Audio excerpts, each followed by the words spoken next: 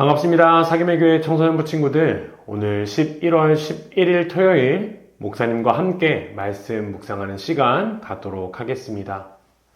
목사님이 먼저 기도하고 함께 말씀 보는 시간 갖도록 할게요.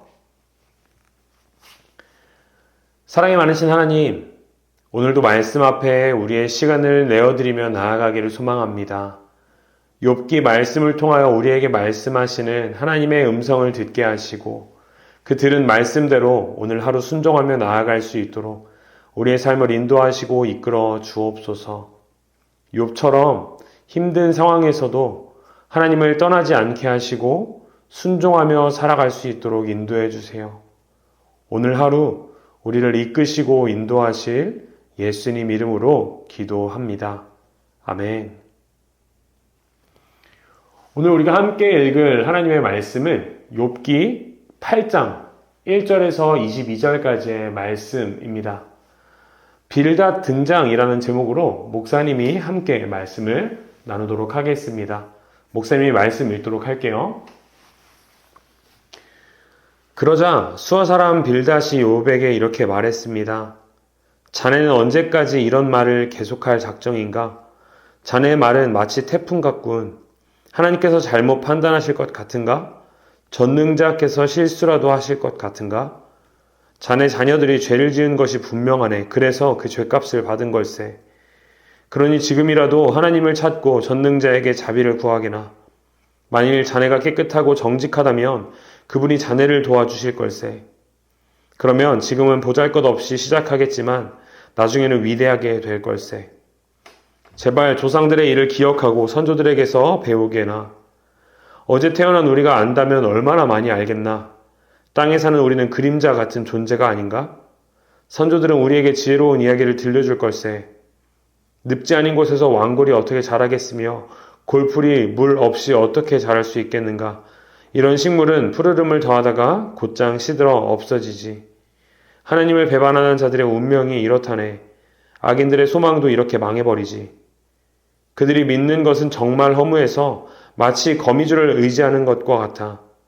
혹시 그들이 집을 믿을 수도 있겠지만 집도 의지할 것은 못 돼. 단단히 붙잡으려고 하겠지만 도움이 안 되지.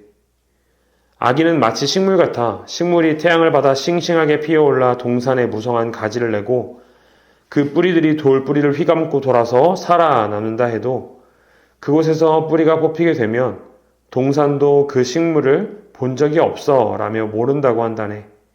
그러면 뽑힌 식물은 시들어 없어지고 대신 다른 식물이 그곳에서 자라나겠지. 정말이지 하나님은 정직한 사람을 버리지 않으시고 악인들을 돕지 않으신다네. 그분은 자네 입에 기쁨을 담아주시고 입술에 즐거움을 채워주실 걸세. 자네를 미워하는 자들은 망신을 당하고 악인의 집은 망하고 말 걸세. 아멘. 우리 잠시 영상을 멈추고 충분히 말씀 묵상하는 시간을 가져봅시다.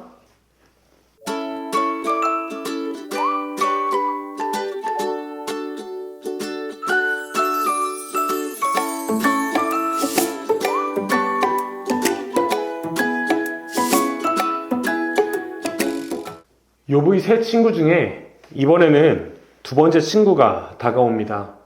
빌닷이라는 친구예요. 이 친구 또한 하나님을 믿는 그런 친구입니다.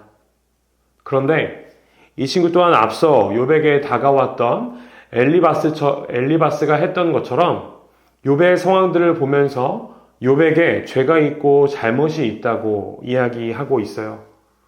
이번에는 자연의 모습을 비유로 욥에게 이야기를 합니다.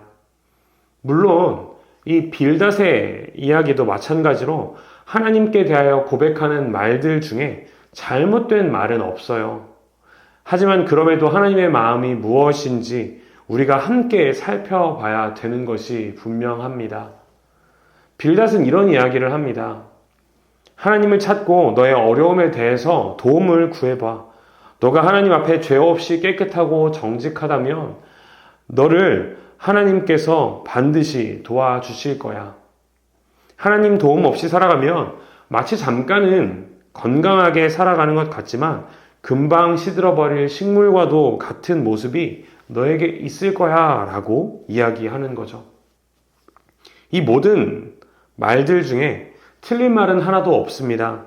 하나님께 도움을 구하면 하나님은 반드시 응답하셔서 도움을 주실 것이고, 또 하나님을 떠나 살면 잠깐은 성공한 것처럼 보이지만 실제로는 금방 망해버릴 것이라는 사실도 맞는 말이에요. 하지만 지금 하나님 곁에 머물러 있는 욥에게 이런 이야기들은 하나도 도움이 되지 않아요.